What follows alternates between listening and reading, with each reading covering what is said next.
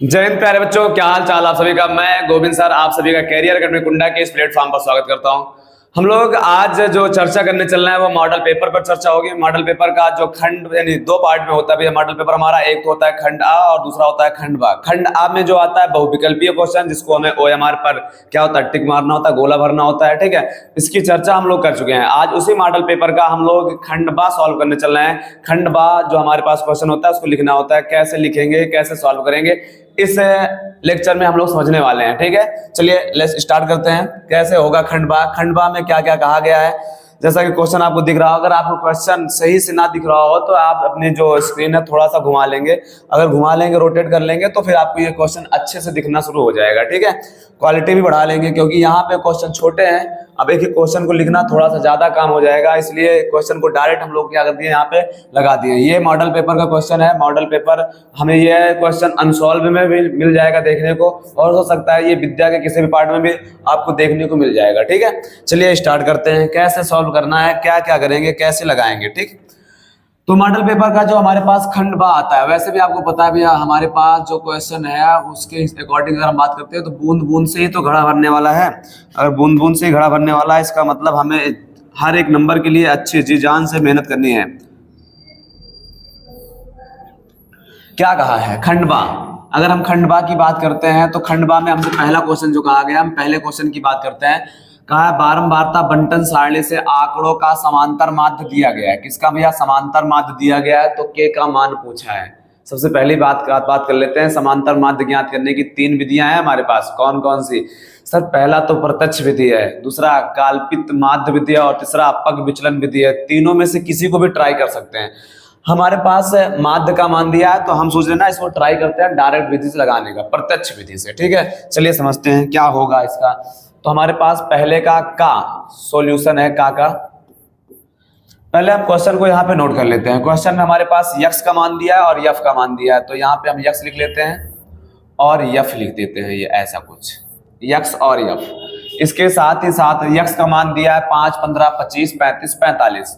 5 है, यहाँ पे एक लाइन खींच देते हैं ऐसा कुछ, और यहाँ पे लिखते हैं हम लोग इसको क्या लिखते हैं, यहाँ पे 5 है, 15 है, उसके बाद 25 है, उसके बाद जो दिया गया है आपका 35 दिया है। 5, 15, 25 और 35 के बाद क्या लिखा है 45। इतनी बातें हमें बता दिया है, ठीक है। नीचे एक लाइन यहां से खींच देते हैं कुछ ऐसा। उसके बाद यफ का भी मान दिया गया तो हम यफ को भी लिख लेंगे। क्या है 6, 4, 3। 6 है, 4 है, 3 है, उसके बाद के है और उसके बाद जो दिया गया वो 2 है। ये अच्छा, हम लोग कौन सी विधि का प्रयोग करने चल रहे हैं? प्रत्यक्ष विधि का प्रयोग करने चल रहे हैं। तो प्रत्यक्ष में ज्यादा कुछ निकालना नहीं होता भैया, ठीक है। ज्यादा कुछ नहीं निकालेंगे तो फिर यक्स दिया है, यफ दिया है, फिर क्या करेंगे यफ और यक्स का गुणा करा देंगे। किसका गुणा करा देंगे भैया? यफ और यक्स का गुणा। तो यहां लिख देंगे एफ इंटू एक्स, ये हो जाएगा, ठीक है, एफ इंटू एक्स। अब क्या करना है, गुणा करते हैं। तो गुणा में क्या आएगा, 5 का 6 से गुणा, 6 पंचे 30। 5 का 6 से गुणा, 6 पंचे 30। 15 का 4 से गुणा, 15 चौको 60, ठीक है। 25 का 3 से गुणा, 25 तिया 75, ये हो जाएगा। 35 का के से गुणा तो 35 के, ये 3 के नहीं भैया 35 के। 45 का 2 से गुणा तो 90, ये आ गया हमारे पास, गुणा कर लिए। अब क्या करना होता है पता है हमें, जो जोड़ना होता है। कौन सी टेबल को जोड़ना है? एक तो एफ वाली टेबल को जोड़ना है, दूसरा एफ एक्स वाली। अगर एफ को टेबल को जोड़ेंगे तो हम किसी एक टेबल को जोड़ने के लिए पता है क्या साइन लगाते हैं? सिग्मा का साइन। तो अगर हम सिग्मा का साइन लगाते हैं यहाँ से तो पता है क्या मिल जाएगा, यहाँ से नीचे लिख देते हैं सिग्मा एफ अकेले। जब किसी के टेबल को जोड़ा जाता है तो उस टेबल को जोड़ने के लिए जिस चिन्ह का प्रयोग करते हैं उसको कहते हैं सिग्मा, ठीक है। सिग्मा पूरा नाम होता है समेशन, और समेशन का मतलब होता है किसी सारणी को जोड़ना। तो जोड़ो भैया, क्या आ जाएगा 6, 4, 10, 3, 13, 13, 2 कितना हो जाएगा 15, और प्लस में क्या आ जाएगा के, ये आ जाएगा इसका मान। उसके साथ ही साथ हम लोग एफ एक्स को भी जोड़ेंगे। अगर यहाँ पे हम एफ एक्स को जोड़ने का बात कर रहे हैं तो ये हमारे पास हो जाएगा सिग्मा एफ इंटू एक्स बराबर क्या हो जाएगा, सिग्मा एफ इंटू एक्स बराबर आ जाएगा क्या होगा, जोड़ो थोड़ा सा 30 और 60 90, 90 और 90 180, 180 में 70 जोड़ देंगे भैया, 180 18 7 25, 250 और 250 में 5 255, क्या आ जाएगा 255 प्लस में ये 35 के, ये हो जाएगा इसका जोड़। अब हम यहां से निकालते हैं क्या, प्रत्यक्ष विधि द्वारा, कौन सा निकालना, माध्य। तो किस विधि का प्रयोग कर रहे हैं, प्रत्यक्ष विधि। अगर हम यहाँ प्रत्यक्ष विधि का प्रयोग कर रहे हैं तो माध्य का जो सूत्र होता है वो क्या हो जाएगा, माध्य बराबर, माध्य को हम x बार से डिनोट करते हैं, तो माध्य बराबर होता है सिग्मा f इंटू एक्स अपान सिग्मा f। ये फार्मूला है माध्य निकालने का, एफ एक्स नहीं, f अकेले, सिग्मा f।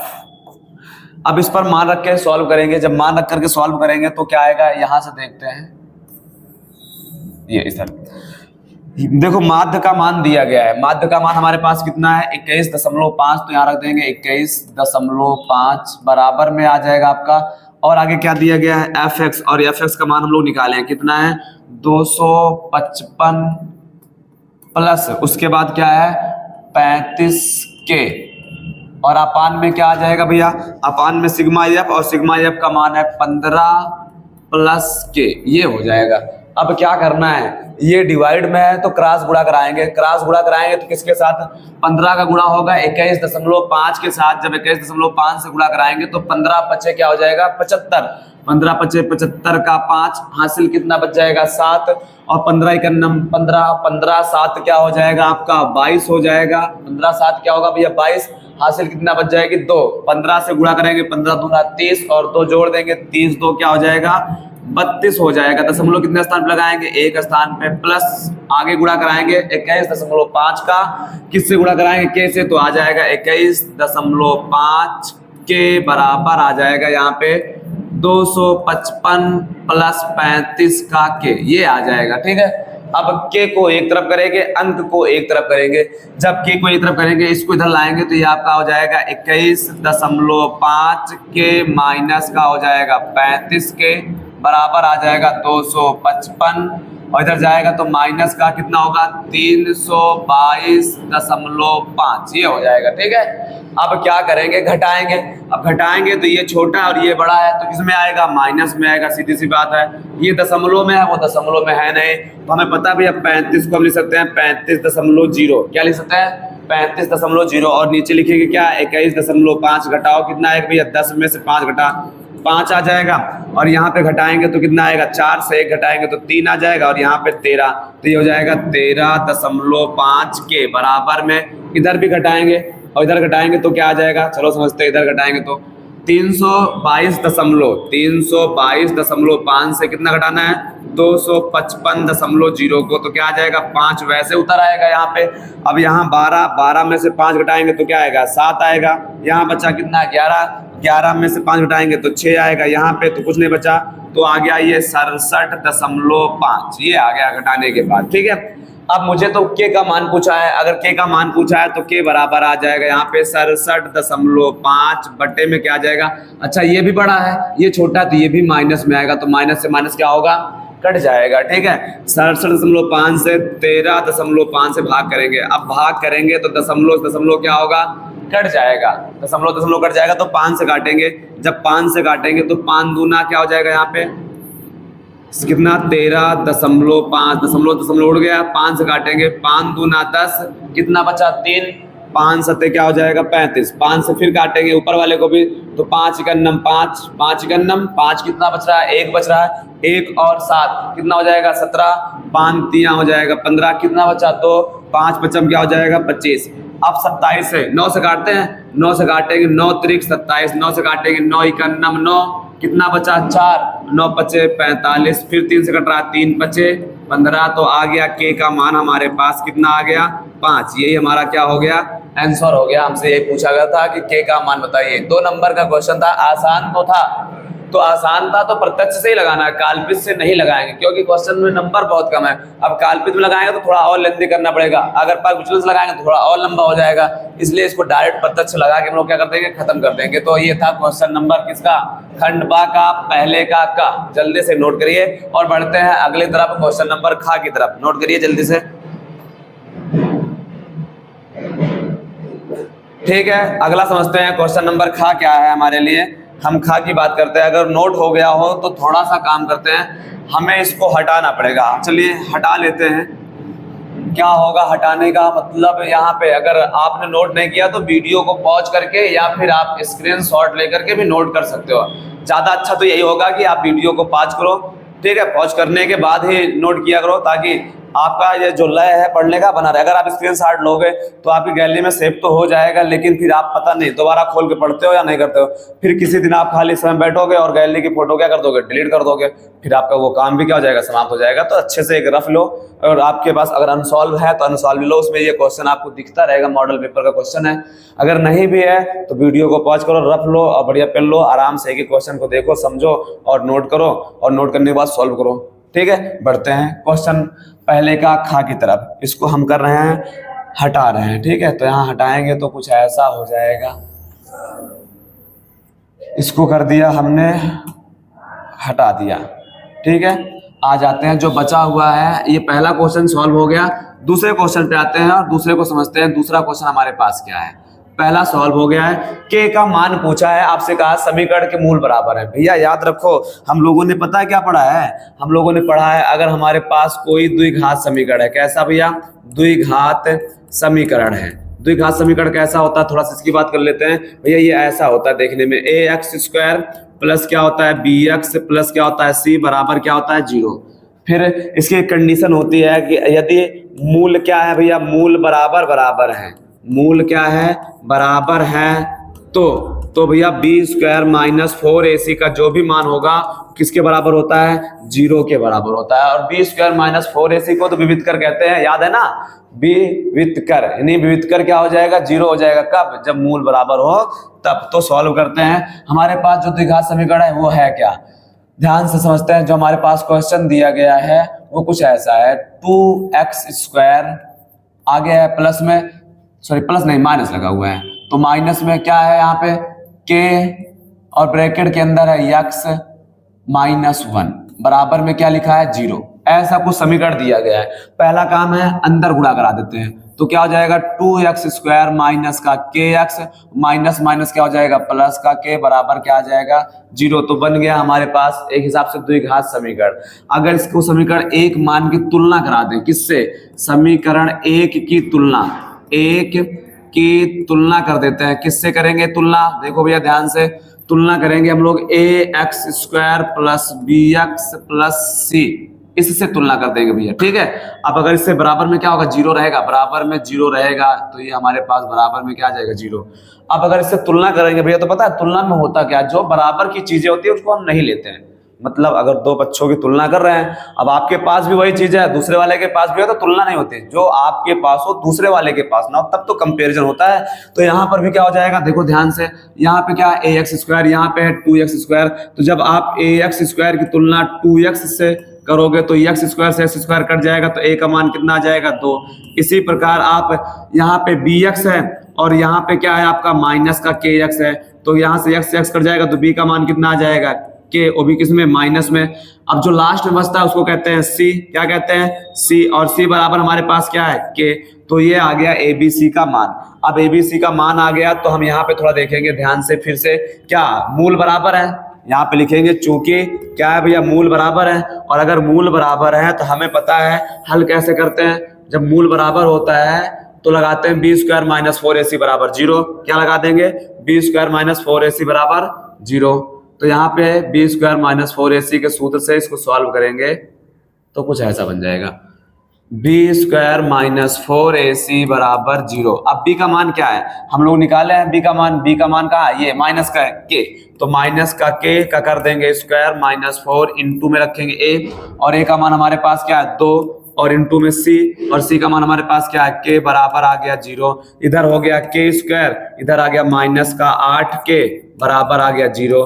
अगर 8k को उधर भेज दें तो पता है क्या हो जाएगा, k स्क्वायर बराबर 8k, k स्क्वायर बराबर 8, एक के से एक के क्या होगा, कट जाएगा, तो k का मान कितना आ जाएगा यहाँ से, 8। यही आपका क्या हो जाएगा आंसर। कौन सा है ये, खंड बा का हम लोग सॉल्व कर रहे हैं। खंड आ इसके पहले सॉल्व कर चुके हैं, ठीक है। उसमें बहुविकल्पीय था, इसमें क्या है, क्वेश्चन को सॉल्व करना है, ठीक है। अब थोड़ा देखो, पहला वाला पार्ट सॉल्व कर रहे हैं, सभी खंड हल करने हैं। सभी खंड हल करने में पहला क्वेश्चन हो गया और दूसरा भी हो गया। अब बचा हमारे पास है तीसरा क्वेश्चन। तो चलिए जल्दी से नोट करिए। तो आ जाते हैं तीसरे क्वेश्चन की तरफ। चलो, उम्मीद है नोट कर लिए होगे। अगर नोट हो गया है तो इसको भी हटा रहे हैं थोड़ा सा। अगर नहीं नोट किए हो तो हम हट जा रहे हैं। आप वीडियो को क्या करोगे, पॉज कर लोगे। वीडियो को पॉज करके इसको सॉल्व करिएगा। तब तक के लिए हम इसको यहाँ पे अगर नहीं हटाएंगे और आपके नोट करने का इंतजार करेंगे तो फिर क्लास की टाइमिंग ज़्यादा हो जाएगी, फिर मज़ा नहीं आने वाला है, ठीक है। चलते हैं क्वेश्चन नंबर किसकी तरफ, गा की तरफ। गा क्या है हमारे पास, एक वृत्त है। अच्छा, वृत्त है तो वृत्त हम बना लेते हैं, या फिर हमारे पास वृत्त होता भी है तो हम ले भी सकते हैं यहाँ से भी। देखो कहाँ है वृत्त, ये कौन सा वृत्त, ये वाला वृत्त है। यहाँ पे एक वृत्त ले लिया मैंने, कुछ है ऐसा, ठीक है। अब अगर ये वृत्त ले लिए हैं तो थोड़ा सा इसको डार्क कर देते हैं ताकि आपको दिखता भी रहे, ठीक है। अच्छा, इसके अलावा और क्या कर सकते हैं, हमसे कहा वृत्त के चतुर्थांश। चतुर्थांश का मतलब होता है वृत्त का चौथा हिस्सा। इसका मतलब वृत्त को कितने भागों में बांटना है, मुझे 4 भागों में बांटना भी है। तो चलो 4 भाग में बांट लेते हैं वृत्त को। 4 भाग में बांटेंगे वृत्त को तो कुछ ऐसा दिखना शुरू हो जाएगा ये, ठीक है। वृत्त को 4 भागों में बांटने के बाद कुछ ऐसा हमारे पास दिखेगा। थोड़ा सा डार्क करते हैं ताकि आपको अच्छे से दिखता रहे। ये अब क्या कहा गया है आपसे, आपसे कहा चौथे हिस्से का क्षेत्रफल होता है जिसकी परिधि के बारे में आपको बता दिया है। ये कौन सा क्वेश्चन है, ये क्वेश्चन हमारे लिए गा नंबर है। कौन से गा, पहले का गा। अगर पहले का गा है तो हमें परिधि के बारे में बताया। परिधि ये किनारे किनारे वाले कहते हैं, और अगर ये किनारे किनारे वाला परिधि है तो हमें पता है वृत्त की परिधि। वृत्त की जो भी परिधि है वो दिया गया है। कितना दिया है, परिधि दिया गया है, कहाँ है, ये दिया है भैया 44 सेंटीमीटर, दिख रहा होगा। तो यहाँ लिख देंगे 44 सेंटीमीटर। क्लियर है ये बात है। अब परिधि का सूत्र होता है क्या, 2 पाई आर बराबर में क्या आ जाएगा, 44 सेंटीमीटर। 2 पाई का मान रखेंगे 22/7, आर नहीं पता, नहीं रखेंगे, बराबर में क्या हो जाएगा 44 सेंटीमीटर। हमें पता है जो चीजें इधर गुणा में होती है उधर जाएंगी तो भाग में, और जो चीजें भाग में होती है पक्षांतर करते हैं तो गुणा। तो फिर तो सर 44 पहले से है, 44 जो चीजें पहले होती है उसे हम पहले लिख लेते हैं, ठीक है। अब ये डिवाइड में उधर जाएगा तो क्या हो जाएगा, गुणा में हो जाएगा। और ये चीजें ऊपर में जो है गुणा में, नीचे आएंगे तो क्या हो जाएगी, भाग में, यानी इधर पक्षांतर करेंगे भाग। तो 22 दूना 44 और 2 से 2 कट गया तो आर का मान कितना आ गया, 7 आ गया। आर का मान 7 आ गया, लेकिन मुझसे जो पूछा गया है वो चतुर्थांश का क्षेत्रफल पूछा गया है। तो यहाँ पे लिखेंगे हम लोग क्या, वृत्त, क्या लिखेंगे, वृत्त के चतुर्थांश का क्षेत्रफल। चतुर्थांश का क्षेत्रफल। अब मुझे पता है, क्या पता है, वृत्त का क्षेत्रफल पता है। वृत्त का क्षेत्रफल होता है पाई आर स्क्वायर। ये लेकिन ये जो वृत्त का क्षेत्रफल है ना भैया, ये पूरा का पूरा क्षेत्रफल है। और हम वृत्त को कौन सा हिस्सा ले रहे हैं, हमें चौथा हिस्सा चाहिए। किसी का जो हिस्सा चाहिए होता है उतने से भाग करना होता है। आधा हिस्सा चाहिए होता है तो 2 से भाग, तिहाई हिस्सा चाहिए होता है तो 3 से भाग, चौथा हिस्सा चाहिए होता है तो 4 से भाग। तो यहाँ पे हमें चौथा चाहिए तो 4 से क्या कर देंगे, भाग कर देंगे। पाई का मान दिया क्वेश्चन में तो दिया नहीं गया है, तो हम रखेंगे पाई का मान 22/7 गुणे में आर स्क्वायर, और आर का मान हम लोग निकालें कितना, 7 सेंटीमीटर। तो यहाँ पे रख देंगे 7 सेंटीमीटर। कितनी बार सर, स्क्वायर होने का मतलब 2 बार रखना पड़ेगा आपको, और बटे में क्या है, 4 है। एक 7 से एक 7 कट जाएगा, 2 से काटेंगे तो 11 बार में ये कट जाएगा। तो आंसर पता है हमारे पास क्या आएगा, ऊपर है 11 गुणे 7 सेंटीमीटर का सेंटीमीटर से गुणा हुआ होगा तो सेंटीमीटर स्क्वायर बटे में 2, इसका मतलब आ जाएगा 77/2 सेंटीमीटर स्क्वायर। ये था हमारा आंसर क्वेश्चन नंबर पहले के गा का, ठीक है। जल्दी से नोट करिए। अगर चीजें समझ में आ रही है तो दोस्तों के बीच में जरूर शेयर करिएगा, और लाइक नहीं किए हो अभी तक तो लाइक जरूर करिए वीडियो को, ठीक है। बढ़ते हैं क्वेश्चन नंबर घ की तरफ, और घ में क्या कहा है उसको समझते हैं। नोट करो, अगर नोट कर लिए हो तो हम इसको फिर हटा देते हैं, यहाँ हो जाएगा। नहीं नोट किए हो तो आप वीडियो को पॉज करके भी नोट कर सकते हो। हम इसको हटा दे रहे हैं, ठीक है। चलिए ये हो जाएगा। अब जो दिया गया हमारे पास क्या है, पहले का घा। अगर हम पहले के घा की बात करते हैं तो घा में क्या कहा गया है, हमसे कह रहा है सिद्ध करिए कि अपरमेय है। ध्यान रखना भैया, ये अपरमेय किसी भी बात को अगर सिद्ध करना होता है, अगर वो बहुत छोटे शब्दों में लिखा हुआ है तो विरोधाभास कथन का प्रयोग करते हैं। विरोधाभास कथन है क्या? विरोधाभास कथन का मतलब होता है जब किसी को हमें सिद्ध करना होता है ना, तो हम पहले अगर किसी को मान लो अच्छा सिद्ध करना है तो कैसे सिद्ध करेंगे, पहले उसके हम बुराइयां ढूंढेंगे। अगर वो बुराइयां नहीं मिलती हैं तो हम कह देंगे इसका मतलब व्यक्ति क्या है, अच्छा है। तो वैसे यहाँ पर भी हमसे कहा यह अपरमेय है, तो पहले हम इसको परमेय मानेंगे, मतलब परमेय मानेंगे, और परमेय मान करके जो भी हमारे पास परमेय के बारे में पता होता है उसको अप्लाई करेंगे।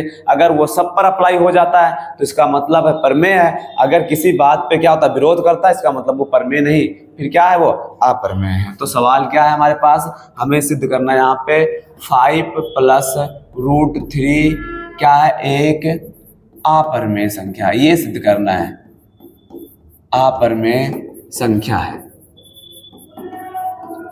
ठीक है, अब अगर इसको सिद्ध करना है तो हम सबसे पहले सॉल्व में क्या करेंगे, सॉल्व में हम इसको मानेंगे, क्या मानेंगे,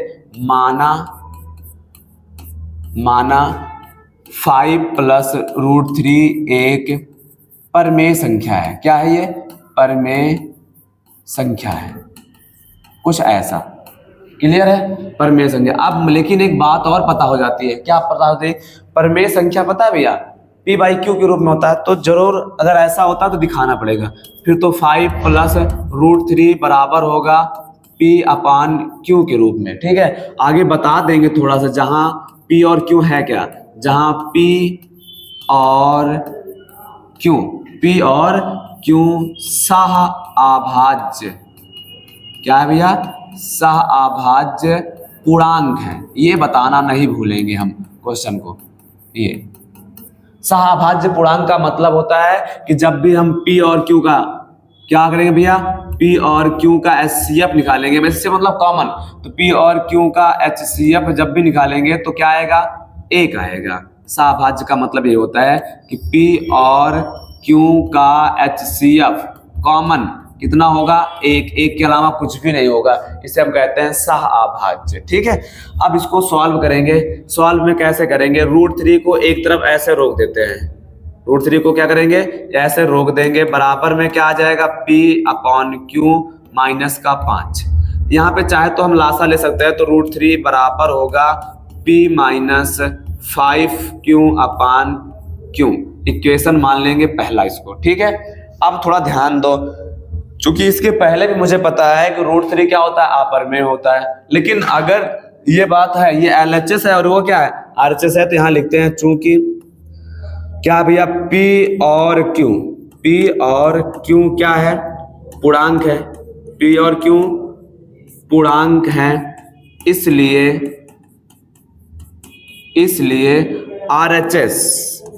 RHS मतलब ये वाला जो पक्ष है, या इसको हम ऐसे भी लिख सकते हैं, इसलिए ब्रैकेट में क्या, P - 5Q/Q, चाहे हम ये लिखें चाहे हम RHS लिखें, दोनों बातें एक ही हैं। ठीक है, इसलिए P - 5Q या RHS एक क्या होगा, परमेय संख्या है, परमेय संख्या है। तब क्या होगा भैया, √3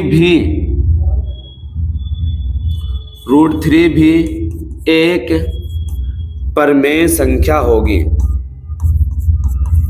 परमेय संख्या होगी, ये बात है। लेकिन याद रखो भैया, हमें बताया गया अगर ये परमेय है तो परमेय के बराबर में भी क्या होगा, परमेय होगा, लेकिन ऐसा नहीं है, यह विरोधाभास प्राप्त होता है, यह विरोधाभास प्राप्त होता है कि √3 क्या होता है, √3 एक अपरमेय संख्या है। ये बात आपको हमेशा लिखनी पड़ेगी, अपरमेय संख्या है, अपरमेय संख्या है। तो क्या कह देंगे, अतः, इसके बाद यहां पे लिख देते हैं, अतः फिर तो 5 + √3 एक अपरमेय संख्या होगा, कुछ ऐसा अपरमेय संख्या होगा। ठीक है, इतना नोट करो। तो इसको अगर नहीं लिखना चाहते हो तो एक सॉल्यूशन और भी है, बता सकते हैं, ठीक है। लेकिन अगर हमें और अच्छे समझा के लिखना तो फिर ये लिखना पड़ेगा। जल्दी से नोट करो, आगे बढ़ते हैं। हम लोग इसको समझते हैं दूसरे तरीके से। चलिए समझते हैं इसको और कैसे लगा सकते हैं। ठीक है, अगर इतना लिखना ना हो तो आपको, तो अगर इतना नहीं लिखने का विचार है ना भैया, तो इसको थोड़ा डायरेक्ट करते हैं कुछ ऐसा।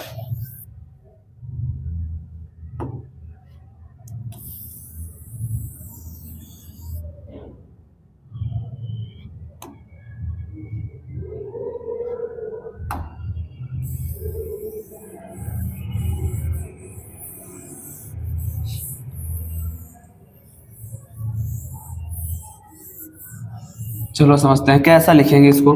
यहाँ पे हम ये लिख सकते हैं, क्या हो जाएगा,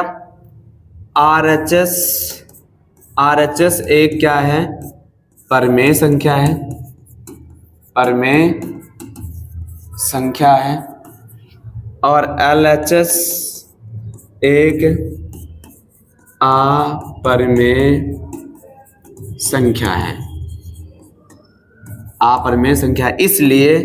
इसलिए LHS बराबर नहीं होगा किसके, RHS के।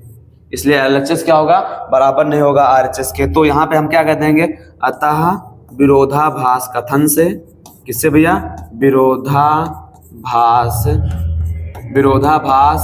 कथन से क्या हो जाएगा भैया, इस कथन से यहाँ पे हम लिख देंगे 5 + √3 एक अपरमेय संख्या होगा। क्या हो जाएगा, एक अपरमेय संख्या होगा। ठीक है, ये ऐसा कुछ हमें मिल जाएगा। क्लियर है ये बातें।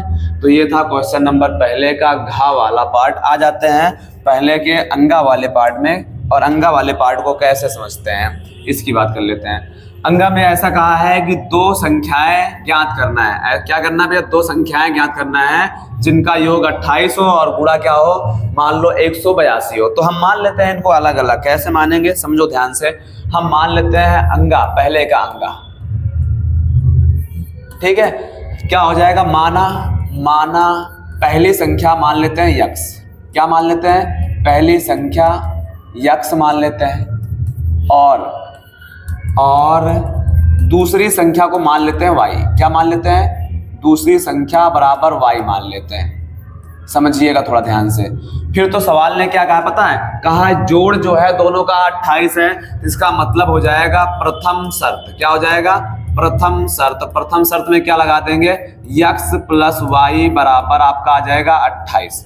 तो फिर यहां से अगर हम y का मान निकालना चाहें तो पता है कितना जाएगा, 28 - x। इसका मतलब है कि दूसरी संख्या जो होगी, अगर हम 28 जोड़ में से पहली संख्या को घटा दें तो मुझे दूसरी संख्या मिल जाएगी। ये बात हम डायरेक्ट भी मान सकते हैं। माना एक संख्या x है, दूसरी संख्या 28 - x। जब दो लोगों का जोड़ 28 है, उसमें से आपको एक पता है तो दूसरे के लिए क्या करोगे, घटाना पड़ता है ना, किसको, जो पता होता है उसको। ठीक है, तो अब क्या कहा है, द्वितीय शर्त में आ जाते हैं। हमसे कहा है द्वितीय शर्त में कि दोनों का गुणा, तो यहाँ पे लिखेंगे द्वितीय शर्त।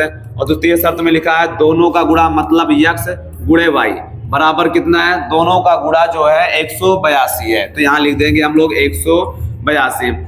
अब x तो पता है, y का मान हम पहले से निकाल चुके हैं। तो यहाँ लिखेंगे x × y का मान क्या है हमारे पास, 28 - x बराबर 182। अंदर गुणा कराएंगे तो पता है क्या हो जाएगा, ये हो जाएगा 28x माइनस का हो जाएगा x² बराबर 182 आ जाएगा।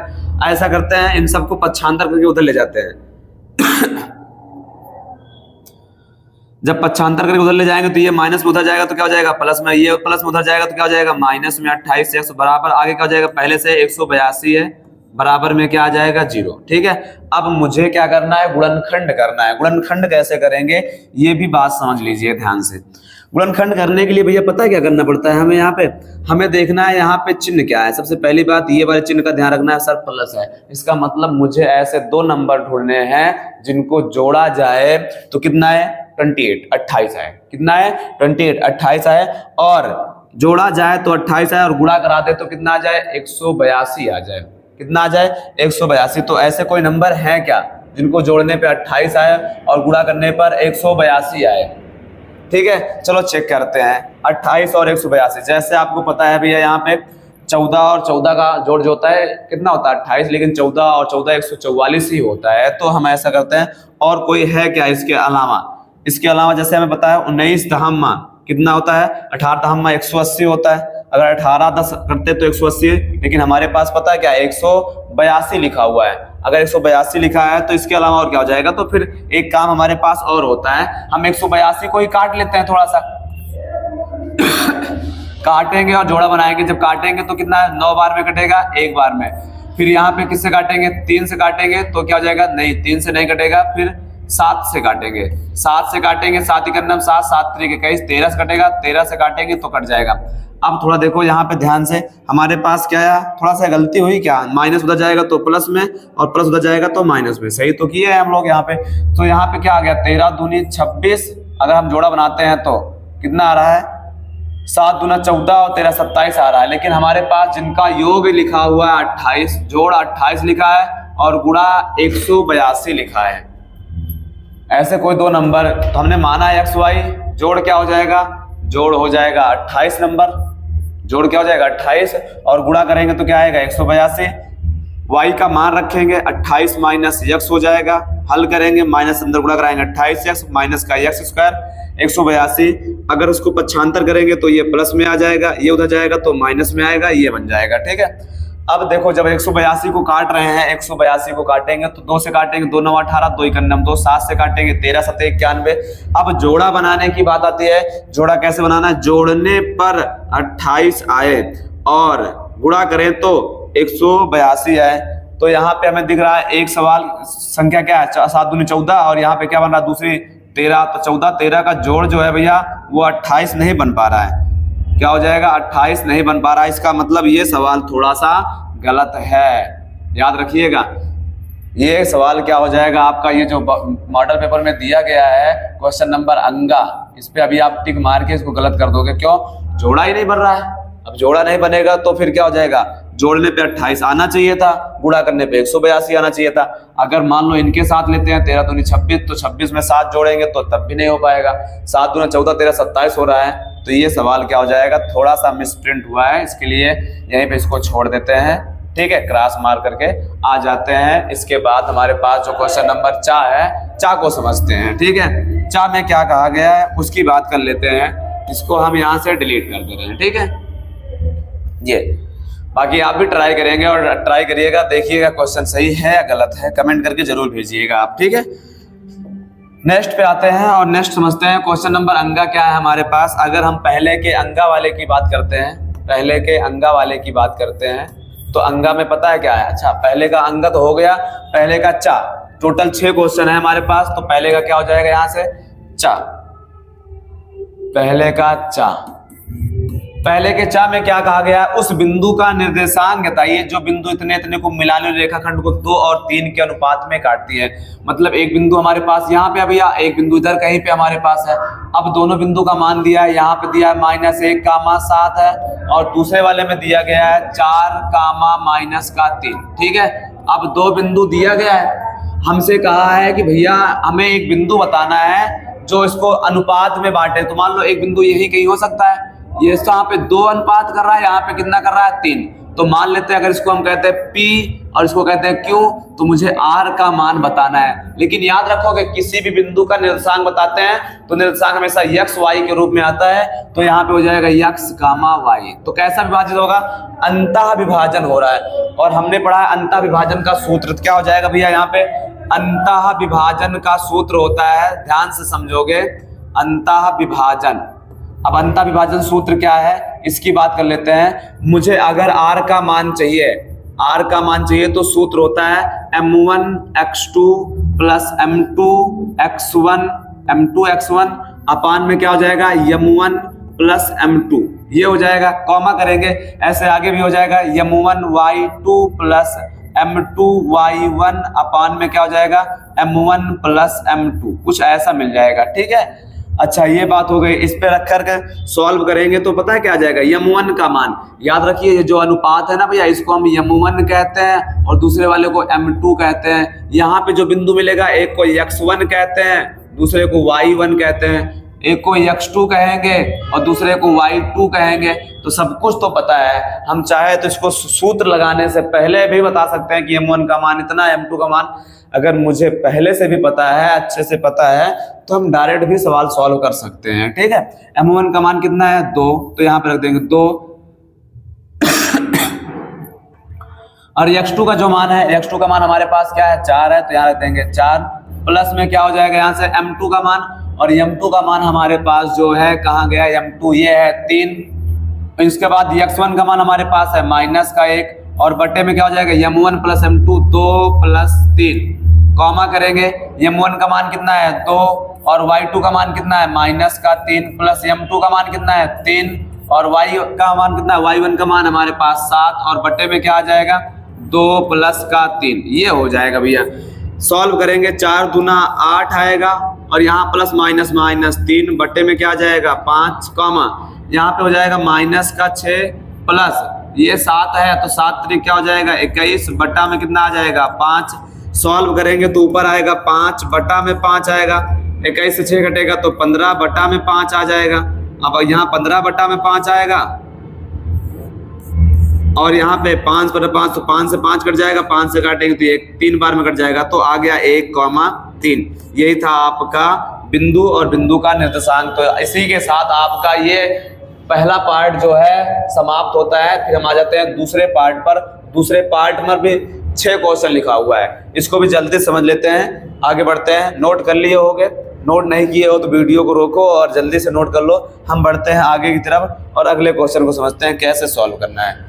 क्या है दूसरे में क्या कहा गया है, ध्यान से समझो भैया। क्वेश्चन नंबर 2 और 2 का यहाँ पे जो हम पहला क्वेश्चन देख रहे थे, पहले में 2-2 नंबर था, लेकिन दूसरे में 4-4 नंबर का क्वेश्चन दिया गया है और उसके बाद जो तीसरा, चौथा, पांचवा, छठवा होगा ये सभी 6-6 नंबर के क्वेश्चन हो जाएंगे। ठीक भैया, तो यहाँ पे अगर हम 2 की बात करते हैं तो क्वेश्चन नंबर 2 में जो का है, का में क्या कहा गया है, एक बहुपद लिखा हुआ है। बहुपद हमारे पास है, दिया गया शून्य ज्ञात करने के लिए कह रहा है। इसका मतलब हमारे पास बहुपद दिया है पहले से, तो यहाँ लिख देंगे बहुपद। बहुपद मतलब यक्स के रूप में दिया गया है यहाँ पे, और जो बहुपद है वो क्या है 3x² है, प्लस में क्या आ जाएगा यहाँ पे, प्लस नहीं माइनस, क्या आ जाएगा भैया माइनस का x आ जाएगा और माइनस में क्या हो जाएगा यहाँ पे 4 हो जाएगा। ठीक है, ये हमारे पास बहुपद है और हमसे शून्य पूछ रहा है। तो सबसे पहला काम करने वाले हैं हम लोग बहुपद का गुणनखंड। क्या करने वाले हैं, गुणनखंड। और गुणनखंड कैसे करते हैं भैया, ध्यान से समझोगे। गुणनखंड करने के लिए मुझे पीछे वाली संख्या का गुणा करना होता है आगे वाली संख्या से। जब पीछे वाली संख्या का आगे वाले से गुणा कराएंगे तो क्या आ जाएगा भैया, ध्यान समझो। पीछे वाली संख्या का आगे वाले से गुणा कराएंगे तो आ जाएगा आपका 4 तिया 12। कितना आ जाएगा, 12 आ जाएगा। और अगर ये 12 आ जाएगा तो फिर तो 4 तिया 12 यानी गुणा करने पे 12 आना चाहिए और घटाने पर, क्योंकि पीछे साइन किसका है, घटाने का है, तो घटाने पे 1 आना चाहिए। तो यहाँ पे लिखेंगे 3x² माइनस क्या लिखेंगे, 4 में से 3 घटाएंगे तो 1 आएगा और 4 तिया क्या हो जाएगा 12। आगे क्या है x है तो x उतार लेंगे, माइनस का 4 है तो 4 उतार लेंगे, तो यहाँ पे हो जाएगा 3x² माइनस का हो जाएगा 4x हो जाएगा, माइनस माइनस हो जाएगा प्लस का 3x और यहाँ पे माइनस का पहले से 4 है। अब दोनों में क्या करते हैं, कॉमन लेते हैं। जब दोनों में कॉमन लेंगे तो सिर्फ x कॉमन है, तो यहाँ पे बचेगा 3x माइनस का 4। इन दोनों में क्या कॉमन है, कुछ भी नहीं कॉमन है, तो 1 कॉमन लेंगे तो 3x माइनस का क्या हो जाएगा 4 हो जाएगा। ठीक है, अब ये दोनों सेम दिख रहे हैं तो पूरे से कॉमन लेंगे 3x माइनस 4 को। जब पूरे से 3x माइनस 4 को कॉमन लेंगे तो यहाँ x बचेगा और यहाँ क्या बचेगा 1। ये हो गया बहुपद का गुणनखंड। लेकिन मुझे क्या चाहिए, शून्य। तो यहाँ पे लिखेंगे फिर क्या भैया, शून्य ज्ञात करने के लिए, शून्य ज्ञात करने के लिए, जब शून्य ज्ञात करने के लिए बात आती है तो हम लोग करते क्या है, f(x) को 0 के बराबर करते हैं। किसके बराबर करेंगे, f(x) को 0 के बराबर। और जब f(x) अपना 0 हो जाएगा तो यहाँ लिखेंगे 3x माइनस 4 और क्या लिखेंगे x प्लस 1 बराबर हो जाएगा 0। तो बारी बारी से हल करेंगे। यदि एक बार हम लेंगे यहाँ पे 3x माइनस 4 बराबर 0, 3x बराबर होगा 4 के, तो x बराबर हो जाएगा यहाँ 4/3 के। ठीक है, तथा अगला शून्य क्या हो जाएगा यहाँ पे, x प्लस 1 बराबर 0, तो x बराबर क्या आ जाएगा यहाँ -1। 2 शून्य आ गए। अब आपसे पूछा है जांच भी करना है, तो संबंध की जांच कैसे करते हैं उसकी बात कर लेते हैं। संबंध की जो भी जांच होती है भैया, तो उसके लिए हम लोग करते क्या है, यहाँ पे लिखते हैं अल्फा प्लस बीटा बराबर माइनस बी अपान ए। तो अगर हम अल्फा बीटा को सॉल्व करेंगे बी अपान ए के बराबर दिखा दें तो ये संबंध की जांच भी क्या हो जाती है, सत्य हो जाती है। अल्फा का मान यानी हमारा पहला मूल है 4/3 है और दूसरा मूल कितना हमारे पास -1 है। बी का मान क्या है, क्वेश्चन में लिखा होता है बी का मान -1 है तो माइनस माइनस क्या हो जाएगा, +1 हो जाएगा। और ए का मान क्या है 3 तो 1/3। तो यहाँ भी लासा लेके सॉल्व करेंगे तो 4 - 3/3 आएगा और बराबर में इधर भी 1/3 है, इधर भी 1/3 हो जाएगा। थोड़ा सा आगे सॉल्व कर लोगे आप, ये आपका होमवर्क रहने वाला है। जब दोनों पक्ष बराबर आते हैं तो इसका मतलब है ये संबंध की जांच है और हमारा क्वेश्चन भी क्या है, सत्य है। ठीक है, जल्दी से नोट करिए, आगे बढ़ते हैं फिर हम लोग।